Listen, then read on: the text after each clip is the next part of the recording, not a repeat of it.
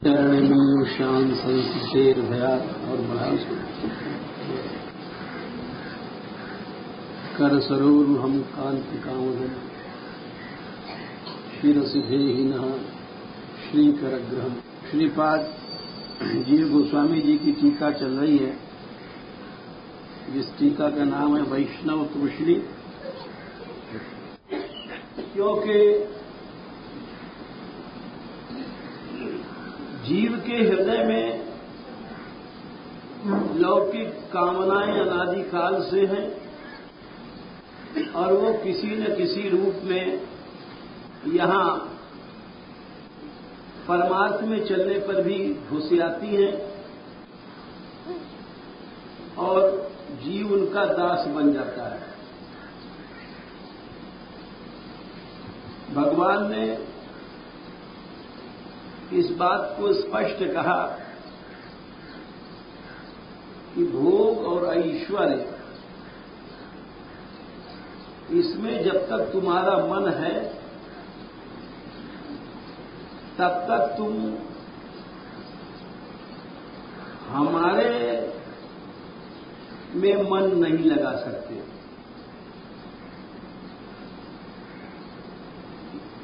भगवान ने दूसरे अध्याय में कहा, एक घोषणा किया, भोगैश्वर्य प्रसक्ता नाम तया पहरित चेतसाम और व्यवसायात्मिका बुद्धि समाधु न विधीयते। भोग और ऐश्वर्य, इन दोनों में जब तक भोगैश्वर्य प्रसक्ता राम,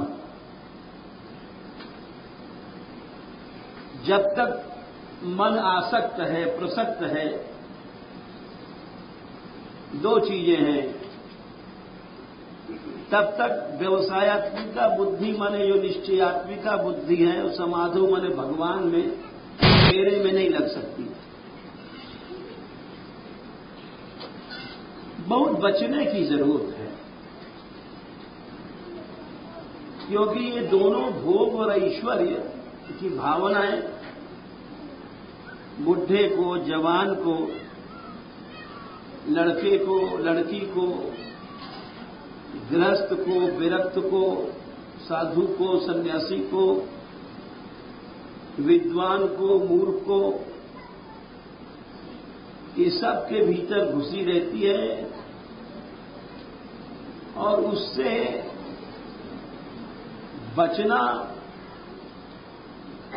ये केवल कृष्ण कृपा से संभव है। जब तक जीव निरपेक्ष नहीं होता है, जब तक जीव अकिंचन नहीं बनता है, तब तक कृष्ण कृपा नहीं मिलती है,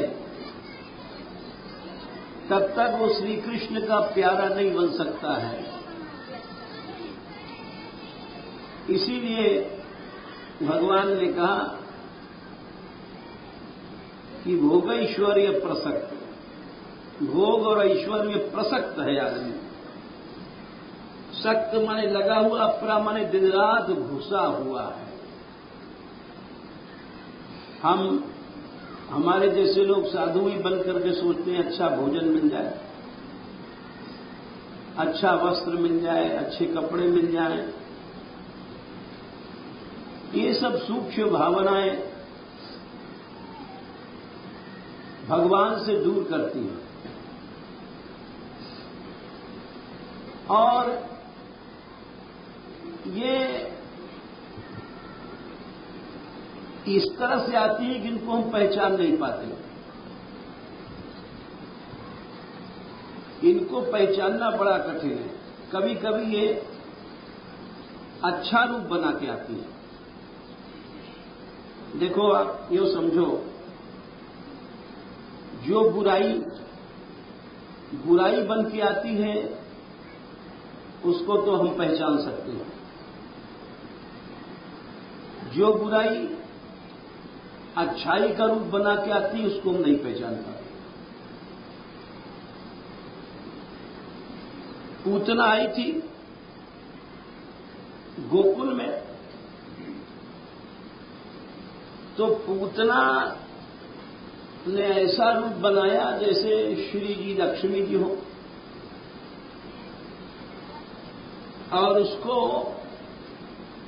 कोई पहचान नहीं पाया।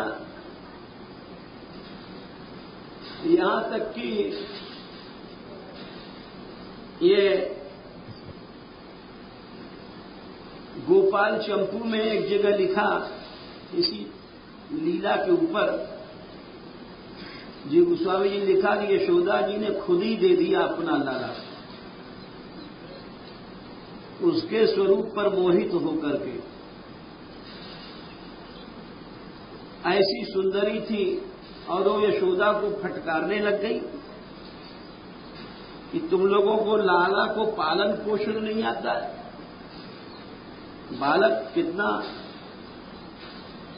यहां दूर लेटा रखा है, तुम लोग वहां बैठी हो, अरे बालक का लालन पोषण नहीं आता है। ऐसे पूतना यशोदा जी को फटकारने लग गई, शिक्षा देने लग गई। देखो मैं प्यार करती हूं, और कह के अपना स्तन निकाला और बच्चे के मुंह में दिया।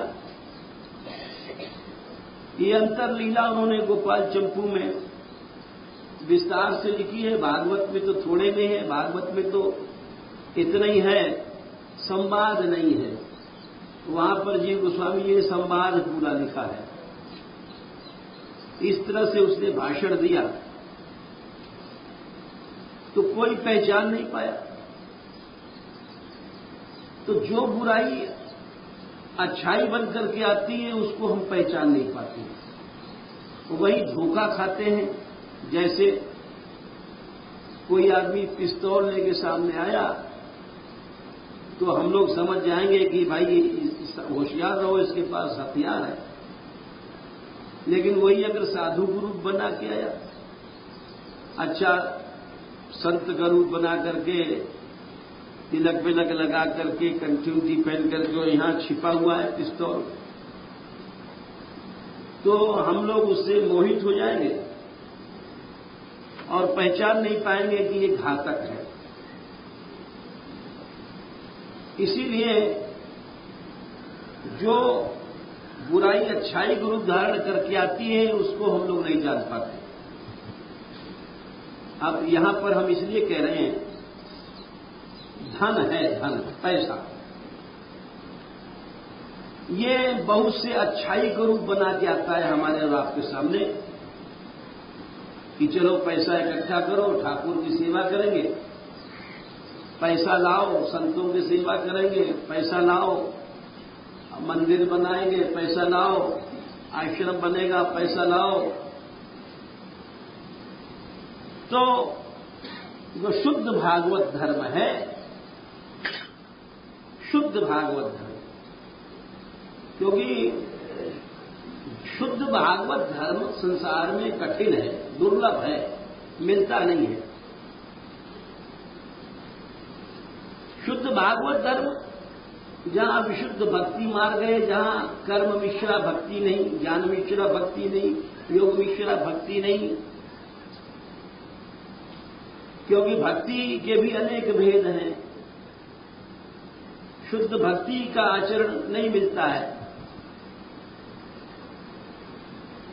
इसीलिए हमने कहा वो जो शुद्ध वैष्णवता है, भागवत धर्म है, वो तो यही कहता है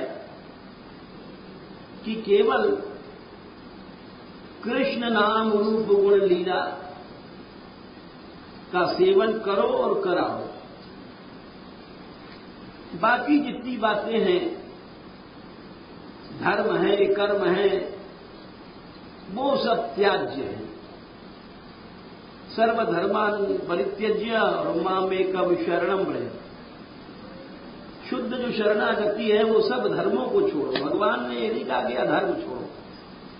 अधर्म तो छूट ही गए, धर्म को भी छोड़ो। ये है शुद्ध शरणागति, शुद्ध भागवत धर्म। सर्वधर्मान परित्यज्य मामेकम शरणम व्रज अहं त्वा सर्व पापेभ्यो मोक्षयिष्यामि मा शुचा। आज संसार में शुद्ध भागवत धर्म दुर्लभ हो गया। तो इस रूप में जब धन सामने आया, अच्छाई को चोला पहन करके, अच्छाई का चोंगा पहन करके, तब हम नहीं पहचान पाते। हम कहते हैं ठीक है, पैसा ये तो भगवत सेवा के लिए है। भागवत में लिखा है धर्मार्थम अपि नेहेत यात्रार्थम व धनो धनम अनिहा निहिमानस्य महाहेरिव वृत्तिदा। आज इन बातों की चर्चा नहीं है, समाज में कम है। कहते हैं कि धर्म के लिए भी धन की इच्छा नहीं करो। धर्मार्थम नेहित यात्रार्थम व धनोधनम, जीवन निर्वाह के लिए भी धन की इच्छा नहीं करो। बोले फिर काम कैसे चलेगा? पैसा के बिना तो धूप बत्ती भी नहीं आती है, दियासलाई भी नहीं आती है। बहुत सी बातें मन में उठती हैं। तो वहां लिखा है कि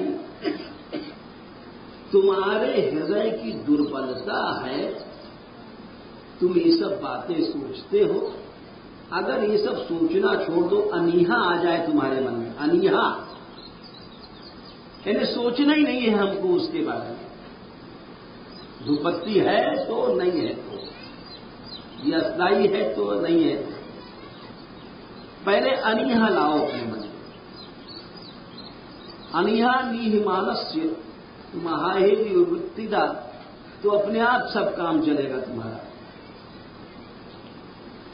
तुम स्वयं जो सोचते हो, अब इसमें उदाहरण देते हैं हम, उदाहरण से समझ में आएगी बात।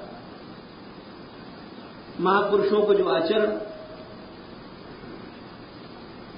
के जैसे मदन मोहन जी सनातन जी को प्राप्त भय, ये वृंदावन में रहते थे और मथुरा में भिक्षा करने जाते थे। पहले वृंदावन में ये सब मकान वकान नहीं थे, उस जमाने की बात है। तो वहां मदन मोहन जी एक चौबानी ब्राह्मणी के घर में थे और ये वहां बहुत देर तक खड़े खड़े देखा करते थे। इनको उसमें साक्षात प्रभु का ही स्वरूप दिखता था।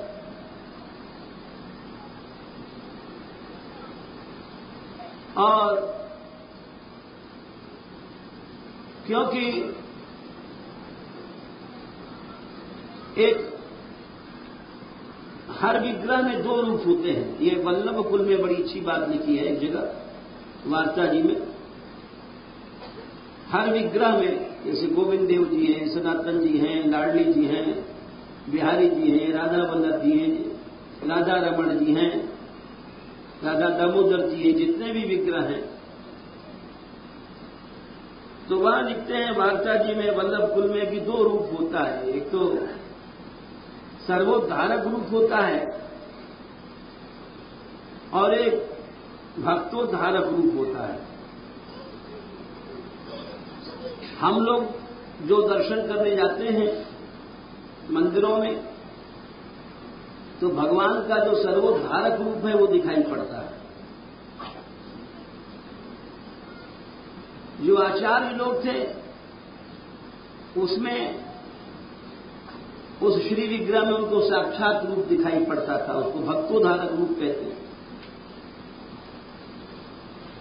तो सनातन जी को वहां मदन मोहन जी का रूप दिखाई पड़ा, खड़े हो गए, एक टक देखते रहे। तो उस बुढ़िया ने पूछा, जो सेवा करती थी मदन मोहन जी की, कि बाबा तू क्या देखा करता है हमारे लाला पे, नजर नहीं लगा देना। तो सनातन जी बोले कि मां मैं क्या देखता हूं, इसने मेरा मन हर लिया है, मेरा मन चुरा लिया है। मैं क्या देखता हूं, मैं तो स्वयं जल्दी में रहता हूं, ये मथुरा नगर है, यहां रुकना भी नहीं चाहता मैं, परंतु मेरा मन चुरा लिया है, क्या करें। इतना सुनते मानो बुढ़िया रोने लग गई। बोले बाबा ये बड़ा टेढ़ा है, ये काला है, इससे जिसने प्रेम किया उसका तो पट्टा ढाल हो गया। प्रेम के मारे रोने लग गई। और प्रेम में व्यंग वचन चलते हैं ना, तू इससे प्रेम मत कर, नहीं तेरा भी नाश कर देगा, देख मेरे कोई नहीं रहा। शिक्षा दिया उसने सनातन जी को। सनातन बाबा बोले मां अब इससे ज्यादा नाश क्या होगा, मैं भीख मांग रहा हूं, कोई स्त्री नहीं पुत्र नहीं है, दर दर का भिखारी बना घूम रहा हूं, इससे भी ज्यादा कुछ नाश होना बाकी है क्या। समझ गई वो वृद्धा मां, ये सच्चा है। जिसका प्रभु के प्रेम में घर उजड़ गया वो सच्चा है। उसी का घर बना पहले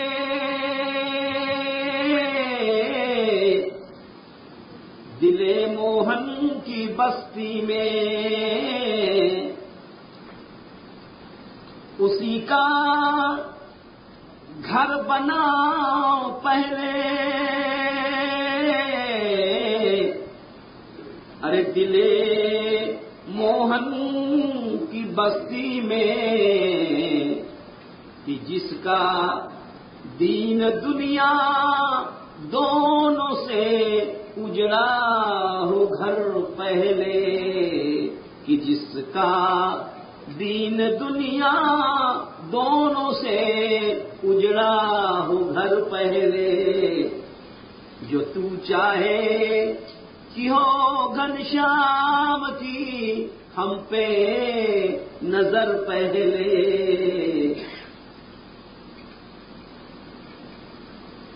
उसी का घर कृष्ण के हृदय में बनता है, जो उनके लिए अपने दोनों लोक परलोक दोनों स्वाहा कर देता है, खत्म कर देता है, उजाड़ देता है। उसको कहते हैं प्रेम।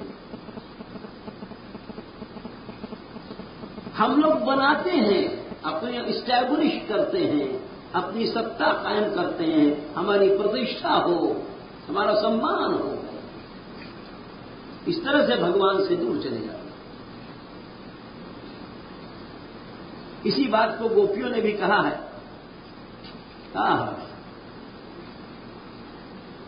क्या बात कहा है,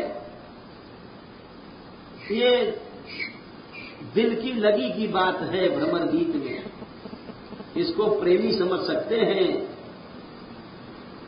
हम क्या समझ सकते हैं, हम लोग जो प्रेम दीवानी थी और जिन्होंने नारद जी ने लिखा यथा ब्रज गोपिका नाम, अनंत भक्त है ब्रह्मांड में, हर अवतार को नारद जी ने देखा, नृसिंह अवतार भी देखा, वामन अवतार भी देखा, सब कुछ देखा, लेकिन उन्होंने कहा कि प्रेम देखना है तो यथा ब्रज गोपिका नाम, ब्रज में गोपियों के नमूने को देख लो, और हम ज्यादा क्या कहें।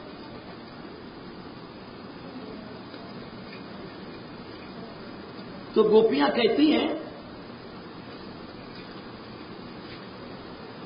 कि उनका जरा प्रेम देखिए और प्रेम की भाषा को पहचानिए। बड़ा कठिन है पहचानना। कहती हैं, अरे भंवरे मधुर, बंद कर दे उस काले की चर्चा, उस काले की चर्चा बंद कर दे, कोई जरूरत नहीं उसकी चर्चा करने की।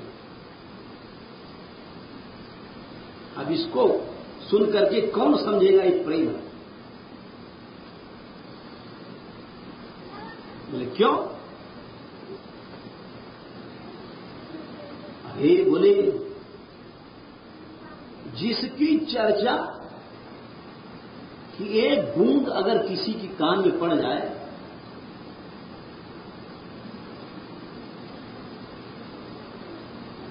उसका संसार नष्ट हो जाता है। यदनुचरित लीला कर्ण पीयूष विप्रुट सकृदन विधूत द्वंद्व धर्मा विनष्टा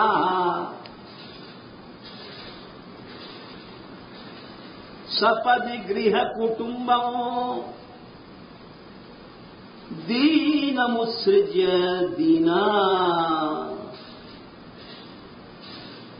बहव इह विहंगा भिक्षुचर्यां चरन्ति। गोपियां कहती है, यद माने उस काला चांद की जिसने बात सुना, यदनुचरित लीला,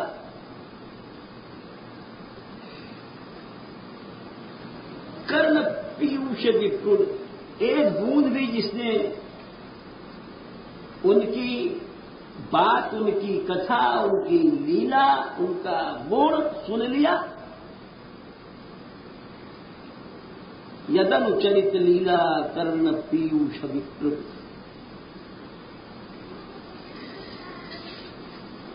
सकृत एक बार भी चख लिया, विधूत द्वंद्व धर्मा,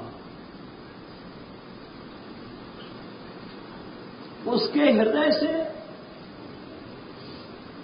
सब द्वंद्व चले गए और नष्ट हो गया। बोले नष्ट क्यों हुआ?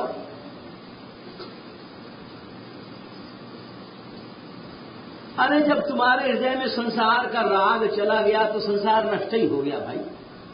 राग माने संसार की आसक्ति।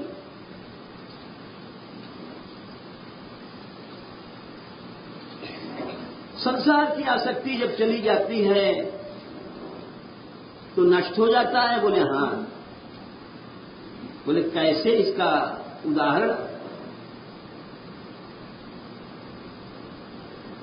सपति गृह कुटुंबं दीनमुत्सृज्य दीना, अपने गृह कुटुंब के दीन प्राणियों को,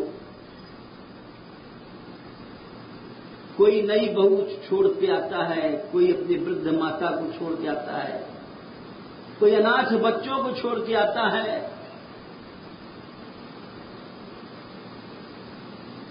एक दो नहीं बहवा ही है विहंगा,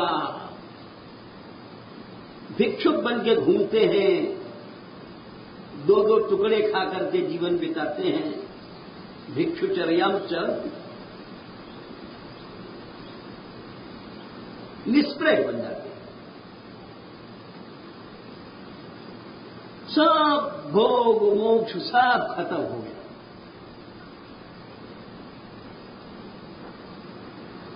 देखो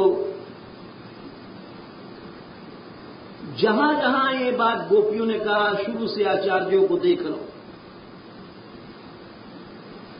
शंकराचार्य को देखो, वो भीतर से कृष्ण भक्त थे। केवल बौद्ध धर्म के खंडन करने के लिए उन्होंने मायावाद अपनाया। ये भक्त मार्ग में उनको भक्त कहा गया। क्योंकि अंतिम समय में उन्होंने लिखा है, भगवती तव तीरे नीरमात्राशनोहं विगत विषय तृष्ण कृष्णमाराधयामि। हे गंगे, मैं तेरे किनारे खाली तेरा गंगा जल पी रहा हूं और तृष्णाओं को छोड़ करके कृष्ण की आराधना कर रहा हूं। तो कृष्ण प्रेम में हुआ क्या? अकेले बेटे थे, अपनी मां को छोड़ाए।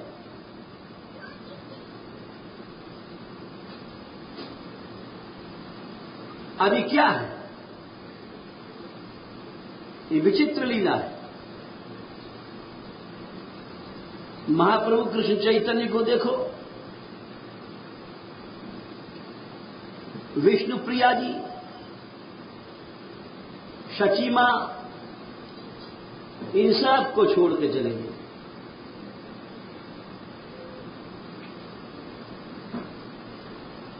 कैसी करुण कहानी थी जिसको कहा नहीं जा सकता।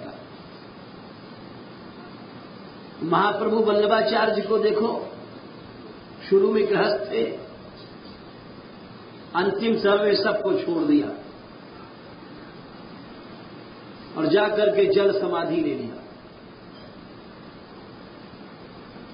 घर से जा रहे थे, निकल के संन्यास लेने, घर के लोग स्त्री पुत्र आदि आज्ञा नहीं दे रहे थे, आग प्रकट कर दिया तो उनकी गृहिणी बोली, निकलो निकलो घर से। बस बोले अब काम बन गया। ऐसा निकले कि बिल्कुल निकल गए।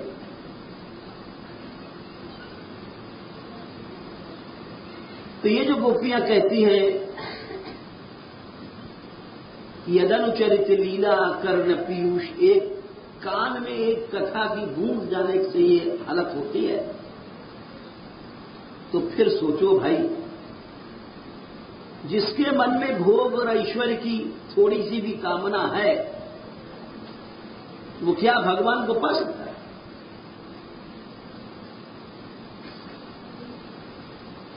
हम लोग धन अशुद्ध लाते हैं और सोचते हैं कि उससे हम धर्म करेंगे, और इस दुर्वासना को पहचान नहीं पाते।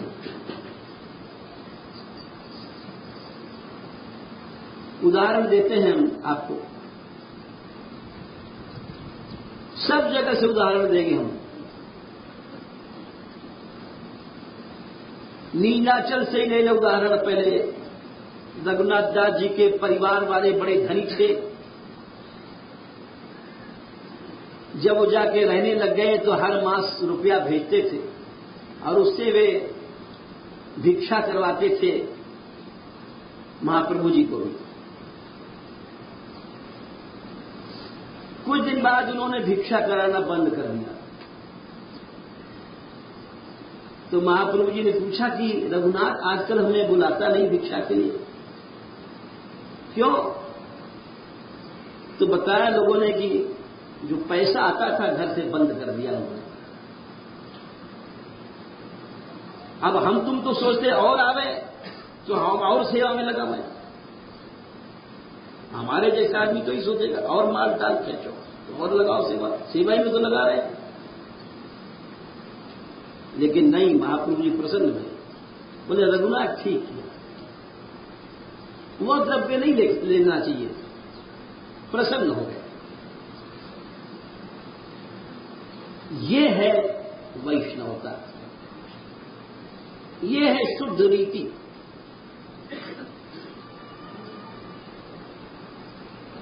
साक्षात महाप्रभु जी की सेवा के लिए भी वो नहीं ले रहे हैं,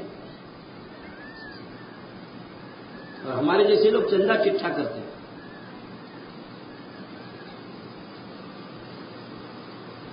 और देखो हरदेव जी प्रकट भय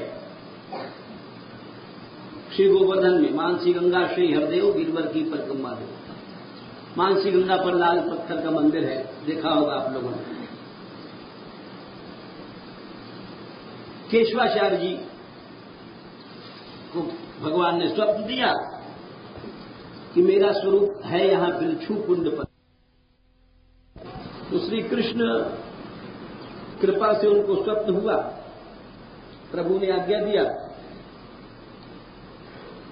कि मैं यहां हूं बिलछू कुंड में, हमें प्रकट करो।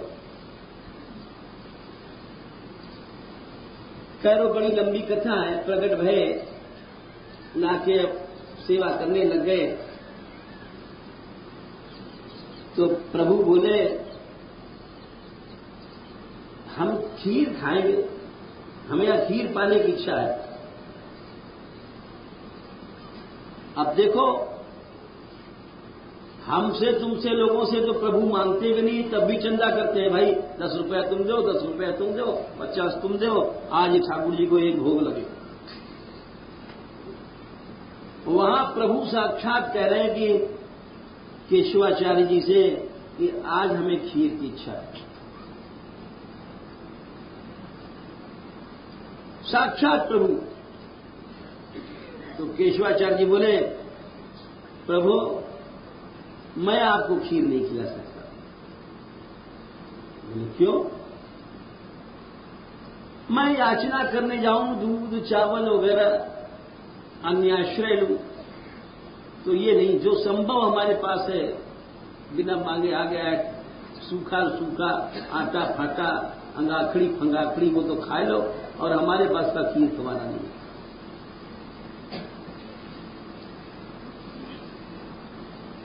अब ये सोचो क्या वो भगवत प्रेमी नहीं थे जिनसे प्रभु बात कर रहे हैं? हम लोग अपने को बड़ा ऊंचा प्रेमी समझते हैं कि 100 जगह से पैसा ला करके और 56 भोग लगाया। और फिर एक व्यक्ति अब कुछ दिन पहले आए थे, अब वो उन्होंने 56 भोग लगवाया था। यहां ये तो नहीं कह सकते थे हमने लगवाया, संकोच में थे। हमारे पास बैठ गए, बोले महाराज आप आजकल मंदिर नहीं जाते। हमने कहा भाई हम आलसी आदमी हैं, श्री जी के मंदिर नहीं जा पाते हैं, और फिर यहां एक भी श्री जी का मंदिर ही है, हमारे कोई यहां रोज दर्शन करते ही है। बोले नहीं नहीं लाडली जी के मंदिर में आप। हमने कहा भाई हम नहीं जा पाते हैं, बता तो रहे। तो महाराज वो बड़ा आनंद आया कल। हमने कहा भाई आया होगा।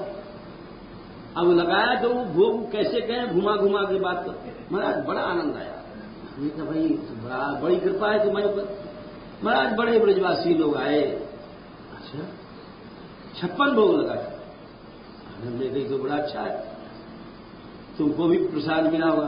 बोले महाराज बड़ी कृपा थी, दास से ही ठाकुर जी ने सेवा लिया। अरे हमने कहा इतनी देर से घुमा घुमा के बात कर रहे हैं, अरे कि हमने 56 भोग लगवाए। अब उसको 10 जगह कहने से क्या लाभ है? अच्छा कैसे लगाया भाई? सब सुना हमने कथा। अब ये और उनसे ये तो नहीं कह सकते हम कि आपने जो इधर इधर से लाए चंदा चिट्ठा गलत किया, क्योंकि वो तो फिर गड़बड़ हो जाए।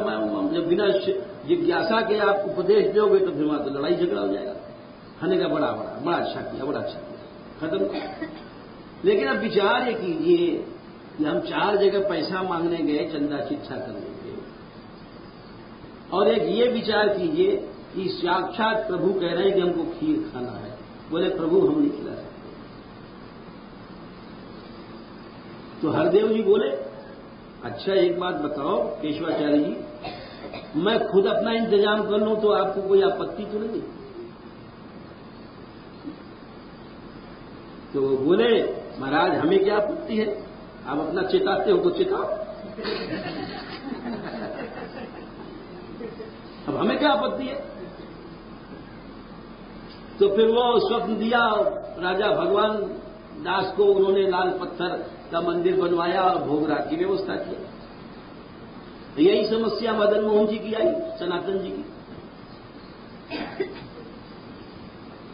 वहां वो वृद्धा के यहां जब मथुरा में देखते रहे और जब गुड़िया से बोले सनातन जी कि मां अब हमारा ये क्या नाश करेगा, हम तो भीख मांगते हैं, जो नाश हुआ हो गया, अब तो हम इसको देखा करते हैं, ये हमारे मन को चुराता है, क्या करें मां। तो समझ गई बुढ़िया, वृद्धा समझ गई। भक्त भक्त को पहचान लेता है। भक्त को पहचानने के लिए भी तो भक्त ही बनना पड़ता है। उसने कहा सनातन गोस्वामी से कि बाबा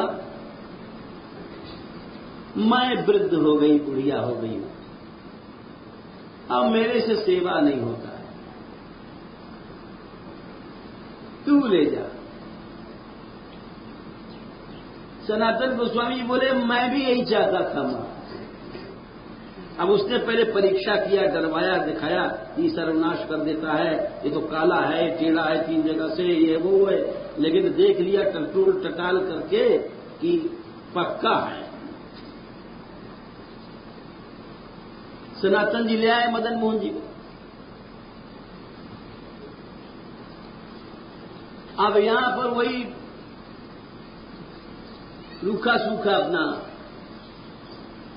जो लाते थे आटा वटा, उसे गाखड़ी बना के भोग रख दिया।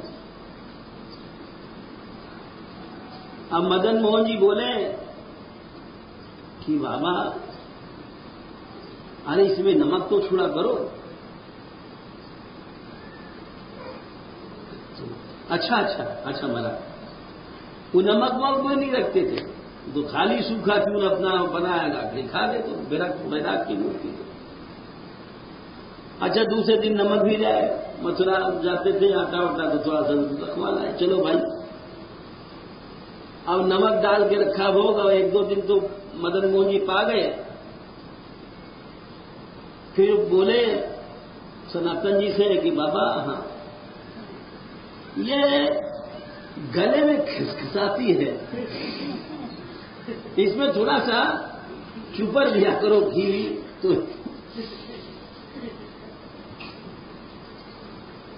आप देखिए, विचार कीजिए कि हम लोग जो चंदा चिट्ठा मांगने वाले हैं और कहते हैं बड़े प्रेमी, क्या वो सनातन गोस्वामी जी प्रेमी नहीं थे जिनसे साक्षात प्रभु बात कर रहे हैं? उन्होंने कहा महाराज ये घी फी तो हमारे पास का नहीं है, निष्प्रियता नहीं छोड़ सकता भक्त अपनी। निष्किंचन जो वृत्ति है वो वृत्ति भक्त की नहीं छूट सकती है, और वही उसकी शोभा है।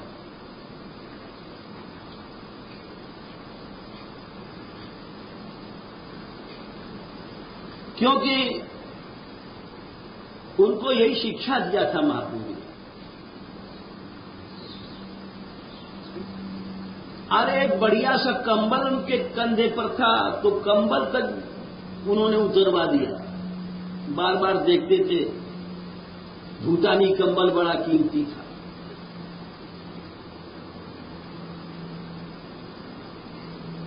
तो अपनी निष्प्रियता कैसे छोड़ सकते थे? निष्किंचनस्य भगवद भजनोन्मुखस्य परम जिगमिशोर भवसागरस्य, ये महाप्रभु जी का श्लोक है।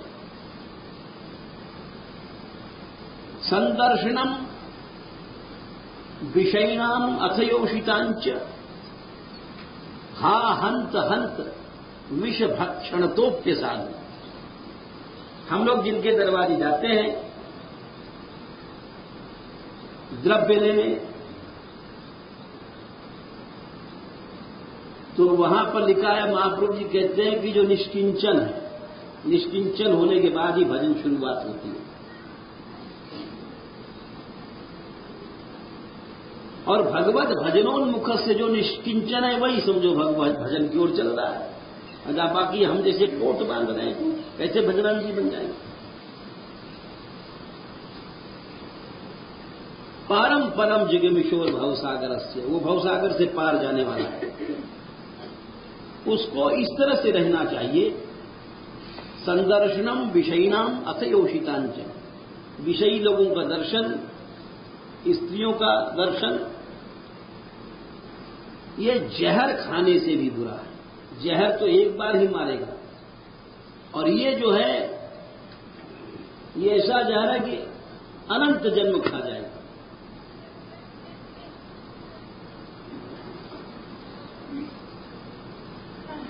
तो मदन मोहन जी बोले, अच्छा तो आप नहीं कर सकते तो एक बार बताओ, हम अपना प्रबंध कर लें। तो सनातन जी बोले, तो बहुत बढ़िया बात है, वही जो हरदेव जी ने किया। बोले ठीक है, आप अपना चेताओ, हमें क्या इतराज है। तो उस समय जमुना जी बहुत बड़ी थी। हमने एक चित्र देखा है मथुरा के म्यूजियम में, संग्रहालय जो मथुरा का है, वो बहुत प्राचीन चिन्ह वहां रखे हैं, जो लोग जानते हैं। हमें जब आए यहां ब्रज में तो बहुत शौक था प्राचीन चीज देखने का। कई हजार वर्ष पुरानी बौद्ध काल की और का अवशेष मूर्तियां सब रखी हैं, तो हम वहां देखने गए। तो 500 वर्ष पहले की जमुना जी का एक चित्र था, वहां जो क्यूरेटर होता है उसने हमको दिखाया। वो खास सबके लिए नहीं दिखाते। कैसी जमुना जी, एकदम अगम समुद्र जैसी, क्योंकि उस जमाने में कोई नहर वहर तो निकली नहीं थी। आज तो हजारों नहर निकल गई, लाखों। तो उस जमाने में काली नहर, ये सब जल से भरे रहते थे, अपार जल, वो वृंदावन की शोभा। चारों ओर जल ही जल है, वृंदावन की तीनों, और सघन जंगल है। आज तो जमुना जी में नहाने का पानी नहीं। तो उस जमाने में जहाज से व्यापार होता था, और जहाज वहां फंस गया व्यापारी, मुल्तान का था।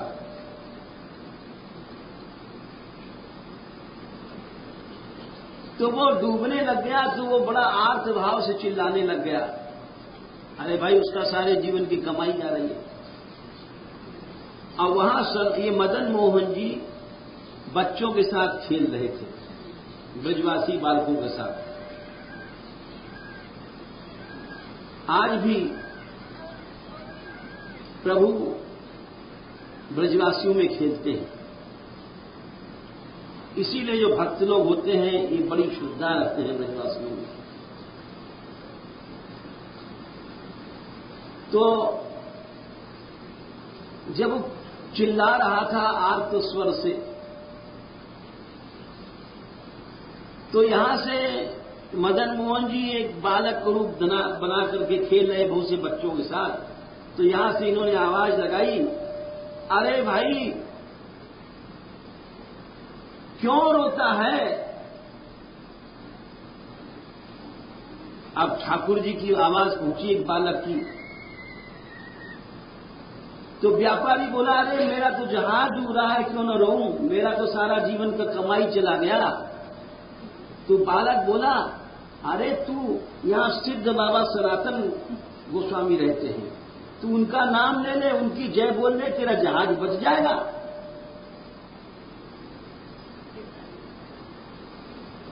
अब देखो ठाकुर के खेल, कर खुद रहे, चिता रहे खुद अपना। तो वो बेचारा दुखी वहीं से बोला, अरे सनातन बाबा की जय हो, सनातन बाबा की जय हो, सनातन बाबा की जय हो। जब कहा तो जो चक्कर खा रहा था जहाज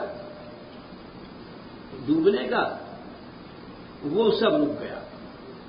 पानी वानी जो भर रहा था एकदम रुक गया, जबकि उसमें छेद वेद भी हो गया था। और जब जहाज डूबता है तो पानी भरता है तो यूं चक्कर काटता है, ऐसे ऐसे ऐसे करके 10-5 बार फिर गुड़। क्योंकि जो जो पानी भरता है त्यो तो पानी इधर गया तो इधर झुका तो उधर उठा, वो अपने आप चक्कर लगता है। तो देखा उसने सनातन जी का नाम लेने से ही छेद था, पानी आ रहा था। बड़े आश्चर्य की बात है कि छेद भी वैसे के वैसे है, पानी नहीं घुस रहा है, न चक्कर काट रहा है, और जो पानी था वो निकल और गया, छेद वैसे के वैसे। तो आज चमत्कार धूम गई।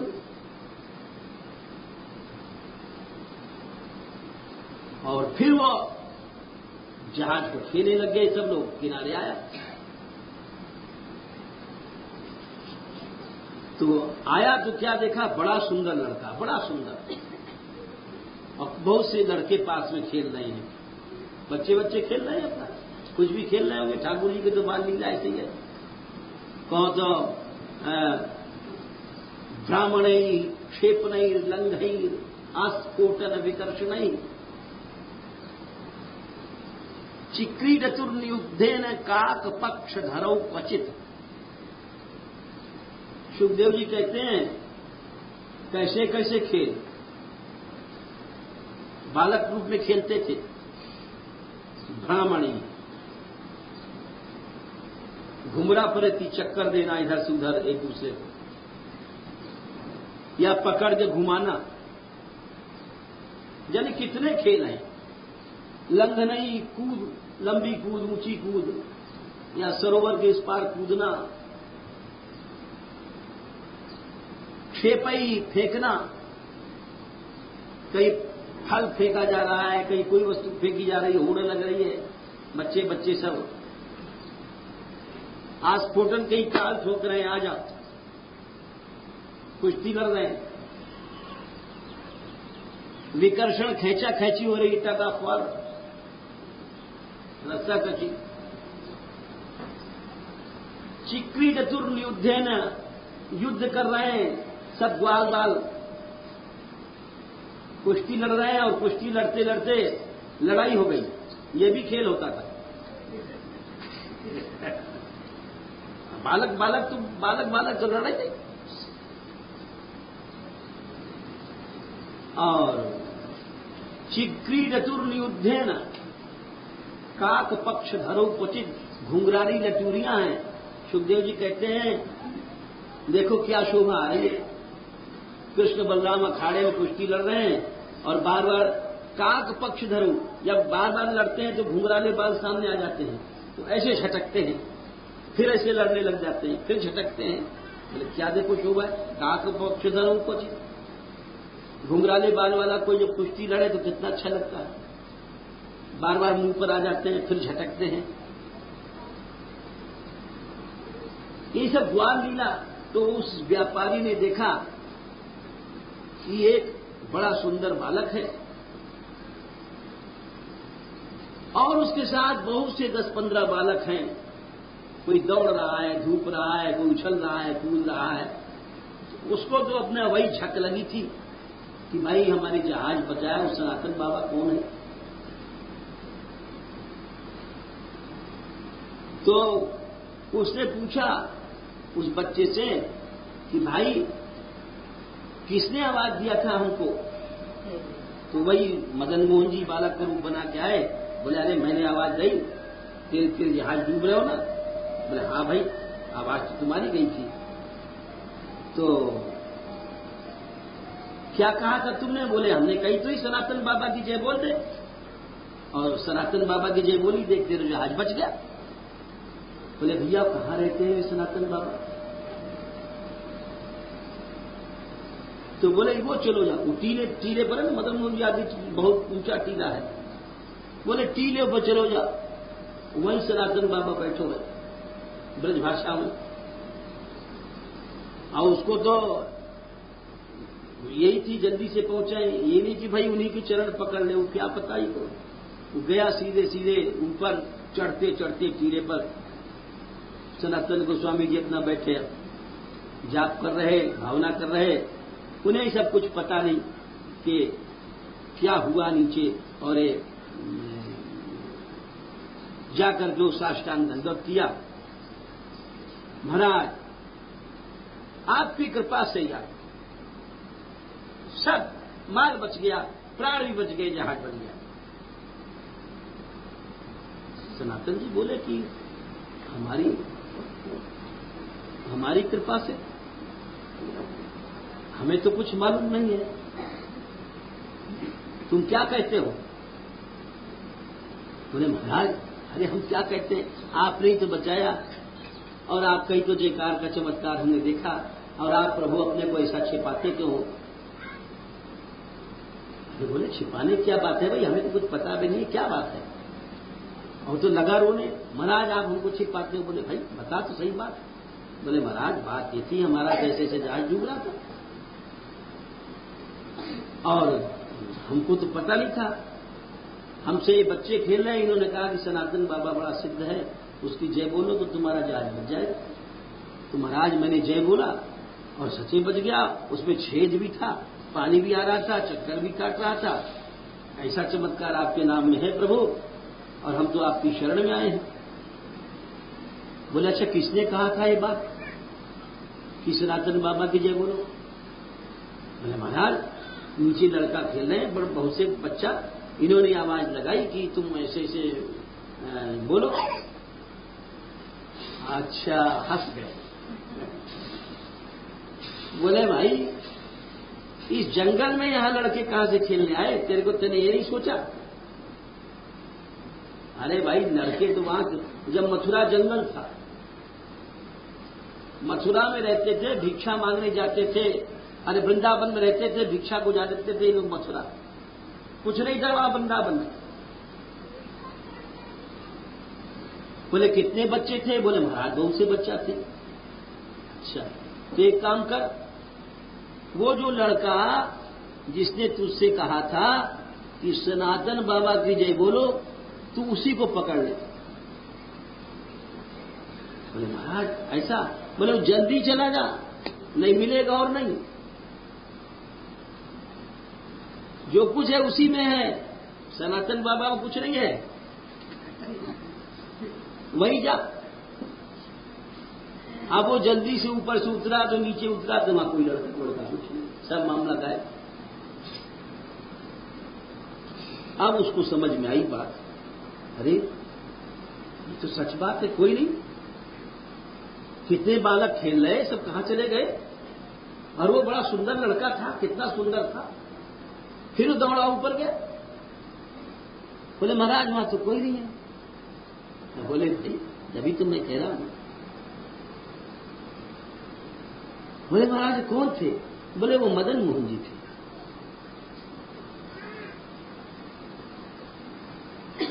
तेरा भाग खुल गया भाई। बोले महाराज अब हम फिर से दर्शन नहीं हो सकते? बोले वो तो हमारे हाथ में नहीं है, वो तो उसी के हाथ में। तो महाराज अब तो हम ये सारा धन आपको समर्पण, जहाज का पूरा सब सामग्री, और मैं भी समर्पित आपके हुआ, अब तो मैं संसार में क्या लौटूंगा। वो बोले देख हमको तो धन चाहिए नहीं, लेकिन ये बात मदन मोहन प्रभु ने क्यों किया है? क्योंकि मदन मोहन प्रभु ने हमसे कहा था कि सनातन जी हम तो रूखा टिक्कर भोग लगाते हैं। ये हमारे साथ सब उन्होंने बात बताई, ऐसे आए और पहले तो बोले नमक लाया करो बाबा, तो नमक तो मैं ले आया। फिर ये बोले घी भी लाओ, रोटी खसखसाती या सटकती नहीं, सूखी। तो हमने कहा हमारा घी भी तुम नहीं ला सकते। तब इन्होंने कहा हम अपना प्रबंध खुद कर लें। हमने कहा अपना खुद चिता लो, हम अपनी निष्प्रियता नहीं छोड़ सकते, अन्य आश्रय नहीं कर सकते। प्रहलाद जी ने कहा यह प्राण वृत्त्या परितुष्ट आत्मान सिद्ध्यत्य दूराद न तथेन्द्रिय प्रिय, ये है वैष्णवता। प्रहलाद जी का शब्द है, ये वैष्णवता की रहनी बताई उन्होंने। मां गार दारात, प्रहलाद जी कहते हैं मां गार दारात्मज वित्तु बंधुषु संगो यदि स्याद भगवत प्रियेषु न, यह प्राण वृत्त्या परितुष्ट आत्मवान सिद्ध्यत्य दूरा न तथेन्द्रिय प्रिय। ये है वैष्णवता और भक्ति के रहने। प्रहलाद जी कहते हैं कि दारा, स्त्री, आत्मज, बेटा, वित्त, पैसा, बंधु, गृहस्थ भी है तो भी उसको संग मन आसक्ति में नहीं रखनी चाहिए। केवल भगवत प्रिय भगवान के भक्तों में रखो। बोले और महाराज खाना पीना रहना सहना, बोले यह प्राण वृत्तियां परितुष्ट आत्मान, उतना ही हमारा हक है कि प्राण रह जावे शरीर में, मरे नहीं। सिद्ध्यत्य दूरात, वो जल्दी कृष्ण को प्राप्त कर लेगा। और जो इंद्रिय प्रेमी है, ये भी लाओ, चूरन लाओ, चटनी लाओ, धोना आयो आधी रात तो चटनी की रोटी मांगे। अब आधी रात तो चटनी खा के भी हो जाए तो तथेन्द्रिय प्रिय बोले वो सिद्ध नहीं होगा। चटनी भी चाहिए, फलाना भी चाहिए, वो भी चाहिए, ये सब ढोल पोल है।